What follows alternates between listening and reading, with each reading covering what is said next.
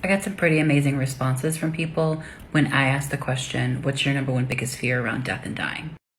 When I looked at them as a whole, they actually fell within 3 different kinds of areas, which I found kind of fascinating. The first one is the concern about who's going to care for the people that you're leaving behind. Totally complete, normal thing to worry about, especially if you're a parent. The second area was worrying about how it will feel. Will it hurt? Will you be aware of your dying? That is a very real and common fear. I think we all as humans are concerned that it's going to hurt at the end. And while I can't assure you that that's not going to be what happens to you, what I can say is that there's definitely things that you could do to ensure that your pain is under management in the way that makes you feel comfortable when you're at the end. The last area that struck me was a lot of concern about not living your current life to the fullest or having some sort of regret towards the end.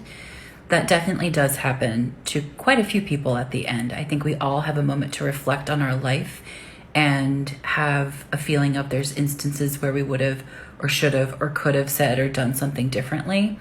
In those moments, when I've engaged that with people, I've suggested that they do a letter writing campaign, even if it's just to themselves, to absolve themselves or others, or to just sort of let go of that thing that they've been holding on to.